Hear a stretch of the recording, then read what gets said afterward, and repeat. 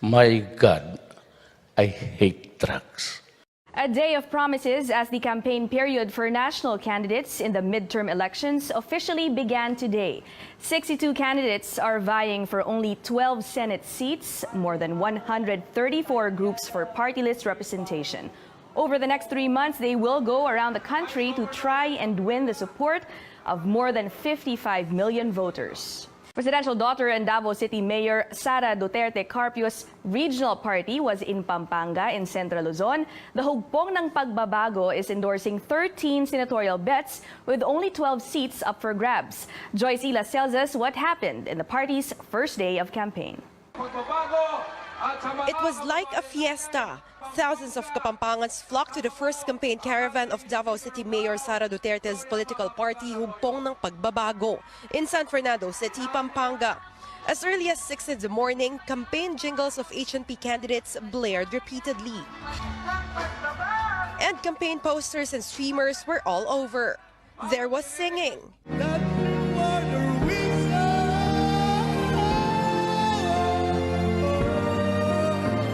And dancing. But what could be one of the highlights of today's campaign was when former Senator Jinggoy Estrada raised the hand of his half-brother, re-electionist Senator J.V. Ejercito. Estrada, who is facing plunder allegations but is now out on bail, is using the campaign as a chance to redeem his image. Wala po kaming kasalanan sa taong bayan. Kami po'y napaginitan noong nakarang administrasyon. Former Senator Bong Revilla, who like Estrada faced plunder charges but has been acquitted, was also widely received by the crowd. Akala ko, hindi nyo na ako titilian. Yung lahat po ng sakit na ramdaman po namin ay nawala pong lahat dahil po sa napakainit na pagtanggap nyo ngayon sa akin. Na-acquitted naman po si Senator Bong and si Senator Jinggoy is under bail. So there is no finality sa case niya. Once lang po na sinabi ng korte na guilty ang isang tao, dyan lang po tayo dapat mag-judge sa isang tao. HNP is endorsing 13 senatorial candidates, even if only 12 Senate seats are up for grabs. The slate is composed of past and re-electionist senators and government officials staging a comeback. While HNP is a Davao-based regional party, its alliance with Pampanga Governor Lilia Pineda's Kambilan Party and the support of House Speaker Gloria Macapagal Arroyo brought them to that part of Luzon on Tuesday.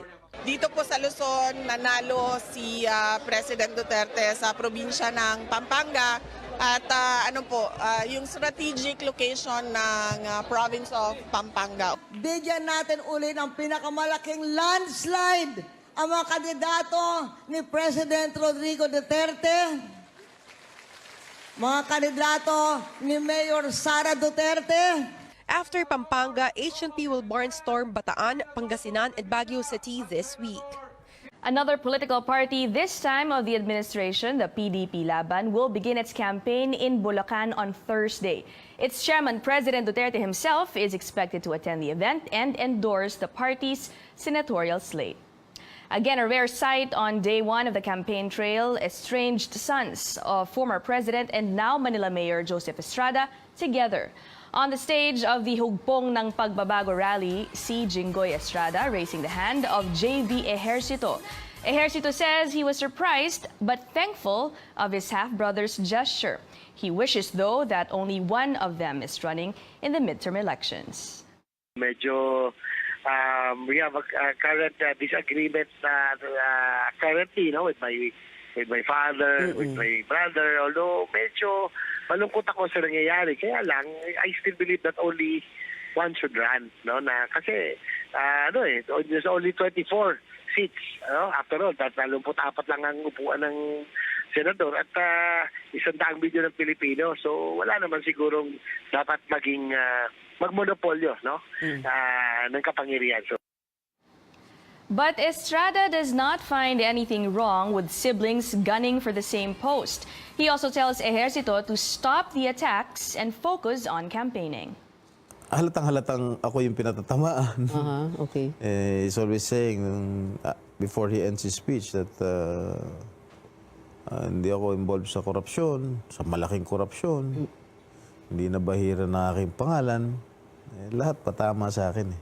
So, I never responded or replied to all his tirades against me. Okay. Is it Focus on me. Yeah. Is it Hindi ako possible? kalaban, JV. Kapatid kita. Is it possible that the electorate will only want one Ejercito Well, it Estrada? depends. It depends. I will leave it up to the voters to decide. The opposition coalition hits the campaign trail beginning in Metro Manila. Our AC Nichols reports. Braving the scorching afternoon sun, opposition candidates walked the streets of Caloocan City. After a short parade, they went their separate ways to cover more ground. Instead of the usual grand rally, the Liberal Party-led coalition is opting to visit homes and personally talk to voters. Ngayon po, ang panahon upang bumalik sa taong bayan, ipresenta ang aming mga plano at sana po magtulungan upang makaluklok po tayo ng isang independent na Senado, isang Senado na ang taong bayan ang nasa puso, ang nasa buod. Also working on the ground are volunteers and supporters. Their goal, increase awareness of the candidates by providing ordinary folks with basic information about them. They've been doing this for the past few months, and information gathered through this listening campaign, as they call it, was used to determine the slate's legislative agenda. Their key issues include corruption, justice, education, national security, and jobs. Besides door-to-door campaigning, the candidates also plan to use social media to get their message across. They admit holding huge rallies all over the country may not be doable because they lack funds. To organize rallies, they also need support from local government officials. This is proving difficult since many former Liberal Party members on the ground are now allied with the ruling party. Talagang I will rely on social media. I don't have the 100 million na kinaklaim ng mga ibang kandidato that they have on the other side. I will not use 100 million, of course not, dahil magkakautang ka ng loob sa mga ilang mga entities that you wouldn't want to sell your soul to. Despite the odds, the candidates are confident they can increase their ranking in the next 3 months.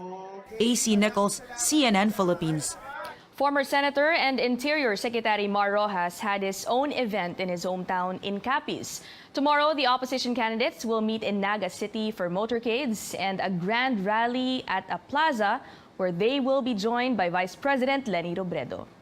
A political expert telling CNN Philippines popularity will matter more than platform in the upcoming elections. Fe Mendoza, the Dean of the University of the Philippines College of Public Administration and Governance, explains which candidates have an edge. Magwawagi ulit yung ating culture of yung culture politics natin na personality-based at hindi mananalo yung merong vision for the country and ideology. Sad to say, kasi popularity ang mananaig at marami ang boboto kung sino yung popular, kung sino yung celebrity, kung sino yung alam nila na or kilala nila yung surname before pa nitong 2019. Tulad nino, ma'am? Para sa inyo, sinong sure na panalo dahil sa name recall? Di ba ang leading ngayon si Grace po, si Villar, si Pia Cayetano, kasama din si Amy Marcos. Tapos yung mga ini-endorse ni President at saka ng ni Sara Duterte, si Bongo at saka si Bato. Nothing wrong with popularity, according to another political analyst. Dindo Manhit tells CNN Philippines about a kind of awareness voters are looking for. I cannot understand why people question the popularity of candidates because in reality, you need awareness, but that kind of popular awareness needs to be translated into a converted votes whereby people identify you on a specific issue. We cannot expect them to give us a long list of platforms. They need to capture the imagination of the Filipino voters based on key issues that they identify with a candidate. A Chinese national who threw a cup of soya snack taho at a policeman over the weekend, now freed from detention. Zhang Jale has posted a 12,000 peso bail. That's after the Mandaluyong City prosecutor found probable cause to charge her with direct assault. even as complaints of unjust vexation and disobedience to authority were dismissed. Police arrested Zhang Saturday. The police officer was enforcing the liquid ban at the Boni MRT station in Mandaluyong. Police say they accept Zhang's apology but add it's up to the court and the Immigration Bureau to determine her fate. Now that the case has been will be filed by the city prosecutor sa korte, and after that she will be turned over to Bureau of Immigration. It's up to the Bureau of Immigration para dun sa case of deportation against her. Meantime, a court is also allowing the embattled mayor of Daraga town in Albay province to post bail. Mayor Carlwin Baldo, facing charges of illegal possession of firearms, posted a 3 million peso bail this afternoon. But he is still detained at the Legazpi police office as the court has yet to order his release. Baldo was arrested on January 22nd after 2 pistols and ammunition were found in his house. The mayor is accused of masterminding the killing of Ako Bicol party list representative Rodel Batucabe late last year. Charges of double murder and frustrated murder against Baldo are still pending.